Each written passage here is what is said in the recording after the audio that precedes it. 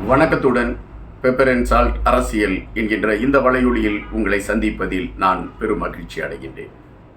இன்று தமிழக அரசியல் களத்தில் மிக மிக மிக பரபரப்பாக பேசப்பட்டது துணை முதல்வராக உதயநிதி ஸ்டாலின் அவர்கள் நியமிக்கப்பட்டிருக்கக்கூடிய ஒரு விடயம். இது எதிர்பார்த்த ஒன்றுதான் என்று பலர் சொன்னால் கூட கடுமையான விமர்சனங்களையும் ஒரு சிலர் வைத்துக் கொண்டுதான் இருக்கின்றார்கள்.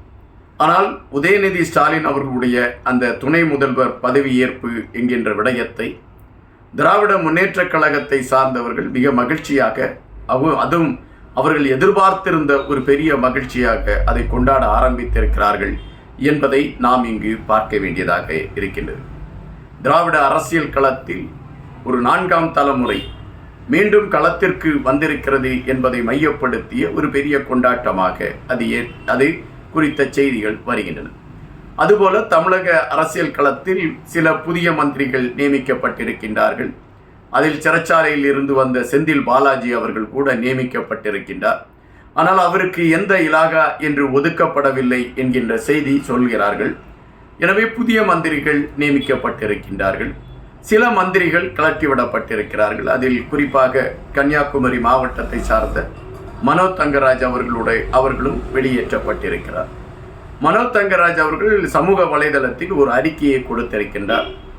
அந்த அறிக்கையிலே அவர் தான் சிறப்பாக செயல்பட்டதாகவும் தன்னுடைய காலத்தில் பல முன்னேற்றங்களை நான் உருவாக்கி கொடுத்திருக்கிறேன் என்கின்ற அடிப்படையில் அவர் கருத்துக்களை பதிவிட்டிருக்கின்றார். அந்த கருத்துக்களை மையப்படுத்தி சில ஊடகங்கள் செய்திகளை வெளியிடுகின்றது. மனோ தங்கராஜ் சிறப்பாக செயல்பட்டார் என்றால் எதற்காக நீங்கள் அவரை அப்புறப்படுத்த வேண்டும்?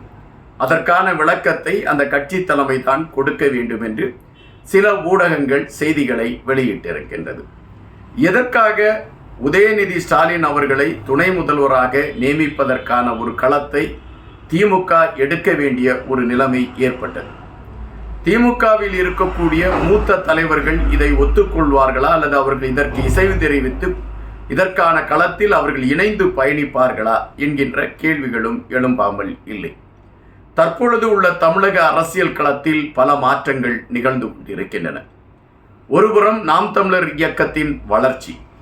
கடந்த தேர்தலில் நாம் தமிழர் இயக்கம் பெற்றிருக்கக்கூடிய 10% வாக்குகள் பல கட்சிகளை சிந்திக்க வைத்திருக்கிறது என்பது மறுப்பதற்கு இல்லாத ஒரு செய்தி. சீமான் அவர்களுடைய அந்த சொல்லாற்றல் இளைஞர்களை அவர் பக்கம் திருப்புவதற்கான ஒரு களத்தை அது எடுத்தது என்பது மறுப்பதற்கு இல்லை. அந்த கட்சியின் மீது பல விமர்சனங்கள் வைக்கப்படுகின்றன. அந்த கட்சியில் இருக்கக்கூடியவருடைய மேடைகளில் பேசுகின்ற கருத்துகள் விவாத பொருள்களாக மாறுகின்றன. அந்த கட்சியை மையப்படுத்திய குரல் பதிவுகள் ஒரு அதிர்வலைகளை ஏற்படுத்துகிறது என்பதெல்லாம் சொல்லப்பட்டு கொண்டு இருந்தால் கூட சீமான் என்கின்ற அடையாளத்தை மையப்படுத்தி ஒரு இளைஞர் கூட்டம் பின்திரளுவதற்கான ஒரு களத்தை அந்த கட்சி எடுத்திருக்கிறது என்பது மறுப்பதற்கு இல்லாத ஒன்று. இன்னொரு புறம் தற்பொழுது விஜய் அவர்கள் அரசியல் களத்தில் குதித்து அதற்கான களங்களை அவர் உருவாக்க தொடங்கி இருக்கிறார். தற்பொழுது அவருடைய கட்சியை சார்ந்த அந்த மாவட்ட தலைவர்களை சந்தித்து யார் யாருக்கு என்னென்ன பதவி கொடுப்பது என்பதை விவாதிப்பதற்காக ஒரு கூட்டம் நடத்தினார்கள். அந்த கூட்டத்தில் 300 பேர்கள் கலந்து கொள்ள வேண்டும் என்பதுதான் கட்டளை. ஆனால் 600 பேருக்கு மேல் வந்தார்கள் என்று குறிப்பிடுகிறார்கள். ஒவ்வொரு மாவட்டத்திலும் 2 பேர் மாவட்ட தலைவர்களாக நான் இருக்கிறேன் என்ற கருத்துகளோடு வந்திருக்கிறார்கள். எனவே அங்கு ஒரு உடன்பாடு எட்டாத நிலைமை. விஜய் கட்சிக்கு வந்திருந்த பெரும்பாலானவர்கள் இளைஞர்களாகவே இருந்தார்கள். அந்த அதாவது கருத்தாய்வுக்கு வந்த அனைவருமே இளைஞர்களாகவே இருந்தார்கள்.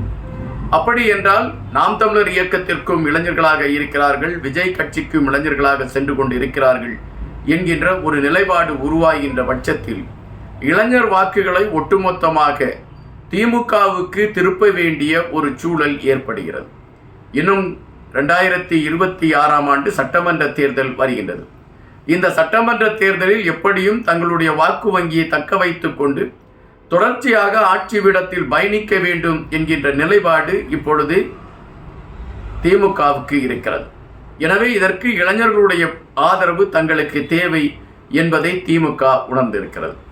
அதன் அடிப்படையில் இளைஞர்களை கவரக்கூடிய ஒரு தலைமையை முன்னிறுத்தப்படுத்தப்பட வேண்டும் என்கின்ற ஒரு செயல்பாடுகளின் திட்டத்தின் அடிப்படையில் தான் உதயநிதி ஸ்டாலின் அவர்களை முன்னிலைப்படுத்தி இருக்கிறார்கள். இதில் திமுகவில் இருக்கக்கூடிய மூத்த தலைவர்களுக்கு வருத்தங்கள் இருக்காதா, அவர்கள் இதற்கெல்லாம் உடன்பட்டு பயணிப்பார்களா என்கின்ற கேள்விகள் எல்லாம் எழுப்பப்பட்டு கொண்டுதான் இருக்கின்றன. இதை குறித்த ஒரு ஆய்வுகள் அல்லது இதை குறித்த ஒரு கலந்தாய்வுகள் எல்லாம் செய்யதான் பட்டிருக்கின்றன.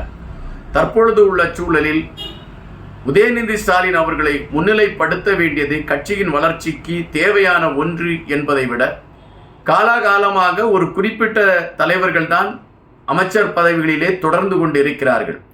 இளைஞர்களுக்கு வாய்ப்பு என்பது ஒரு இல்லாத சூழல் ஏற்பட்டு விடுகிறது. இந்த தலைவர்களை தாண்டி ஒரு புதிய இளைஞர்களுக்கு வாய்ப்பு கொடுப்பது என்பது மிகப்பெரிய சிரமமாக இருக்கிறது என்பது உணரக்கூடிய ஒன்றாகவே இருக்கிறது. அல்லது திமுக மீது கடுமையாக இந்த விமர்சனம் வைக்கப்பட்டு கொண்டே இருக்கிறது என்பது உணர்ந்திருக்கக்கூடிய ஒரு செய்தி. எனவே புதிய இளைஞர்களை கொண்டு வர வேண்டும் என்றால் ஒரு புதிய இளம் தலைமுறையை கொண்டு வந்தால்தான் அந்த இளைஞர்களை தேடி எடுத்து கொண்டு வந்து செயல்படுத்துவதற்கான ஒரு களம் உருவாக்கப்படும். எத்தனையோ அமைச்சர்கள் நியமிக்கப்பட்டு கொண்டிருந்தால் கூட மகேஷ் அன்பில் பொய்யாமொழி அவர்களுடைய செயல்பாடுகள் வியப்பிற்குரியதாக இருக்கிறது என்று பலரும் பேசுகின்றார்கள். காரணம், இளைஞராக இருக்கக்கூடிய காரணத்தால் அவர் தன்னுடைய தொகுதி மக்கள் சார்ந்த விடயங்களில் அதிக கவனம் செலுத்தி பயணிக்கிறார் என்கின்ற ஒரு செய்தியை பலராலும் எடுத்து வைக்க முடிகிறது.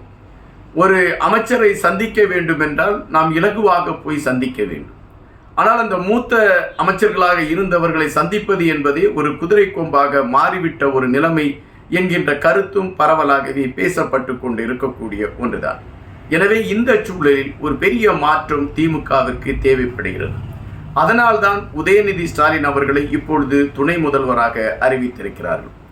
கண்டிப்பாக இன்னும் பல அமைச்சர்கள் களத்தில் இருந்து அப்புறப்படுத்தப்பட்டு இளைஞர்களுக்கு முன்னுரிமை கொடுப்பதற்கான ஒரு களம் உருவாக்கப்படும் என்கின்ற செய்திகள் தான் அறிவாலய வட்டாரத்தில் இருந்து வெளிவர தொடங்கி இருக்கிறது. இதில் ஏன் செந்தில் பாலாஜிக்கு அமைச்சர் பதவி கொடுத்தார்கள் என்கின்ற விமர்சனங்களும் எழும்பிக் கொண்டுதான் இருக்கின்றன. செந்தில் பாலாஜி அவர் சிறையில் இருக்கக்கூடிய காலகட்டத்தில் இருந்து அவர் இப்பொழுது வெளியே வந்திருக்கக்கூடிய சூழல் வரை செந்தில் பாலாஜிக்கு ஒரு அணுகுமுறையான ஒரு களம்தான் திராவிட முன்னேற்ற கழகத்தில் இருந்து கொண்டே இருந்தது. அவருடைய வருகைக்காக மட்டும்தான் காத்திருந்தார்கள் அவருடைய பதவியை அவருக்கு கொடுப்பதற்கு என்பது நாம் இப்பொழுது இருக்கக்கூடிய சூழலை வைத்து புரிந்து கொள்ள முடிகின்றது. எனவே தற்பொழுது திராவிட முன்னேற்ற கழகம் உதயநிதி ஸ்டாலின் அவர்களை துணை முதல்வராக அறிவித்திருக்கக்கூடிய விடயம் அரசியல் களத்தில் ஒரு மாற்றத்தை கொண்டு வரும் என்பதை பலரும் கணிக்க தொடங்கி இருக்கிறார்கள். இன்னொரு விடயத்தை கூட பலர் சொல்கின்றார்கள், உதயநிதி ஸ்டாலின் அவர்களை சந்திப்பது என்பது மிக இலகு, எந்த விதமான பகட்டும் இல்லாத ஒரு மனிதராக பயணிக்கிறார் என்கின்ற ஒரு கருத்தும் மக்கள் மத்தியிலே இருக்கிறது. இன்னொன்று, அவர் திரைத்துறைகளிலும் தன்னை அடையாளப்படுத்தி இருக்கிறார், இது மக்களுக்கு மிக பரிச்சயமான ஒன்றாக இருக்கிறது என்கின்ற செய்திகள் எல்லாம் சொல்லப்படுகின்றது. உதயநிதி ஸ்டாலின் அவர்களுடைய தனி பிரிவு அதிகாரியாக இருக்கக்கூடிய ஒரு சிலரை குறித்த செய்திகளை நாம் அறிகின்ற பொழுது அனைவருமே ஒரு கீழ்மட்ட மக்களாக இருந்து அவர்களை தேர்ந்தெடுத்துதான் தனக்கு அந்த பணிகளை இலகுபடுத்துவதற்கான ஒரு களத்தை அவர் நியமித்து வைத்திருக்கிறார் என்கின்ற செய்திகள் எல்லாம் வந்து கொண்டு இருக்கின்றன. அதனால்தான் திமுக தொண்டர்களை பொறுத்த மட்டில் உதயநிதி ஸ்டாலின் அவர்களுடைய இந்த துணை முதல்வர் என்கின்ற அந்த பதவி கிடைத்த அந்த விடயத்தை மிகவும் மகிழ்வோடு கொண்டாடுகிறார்கள் என்றால் இதன் பின்னால் இவ்வளவு செய்திகள் இருக்கிறது என்பதுதான் நிஜம். காத்திருப்போம். இன்னும் பல செய்திகளோடு மீண்டும் உங்களை சந்திக்கின்றேன். நன்றியுடன் இன்பா.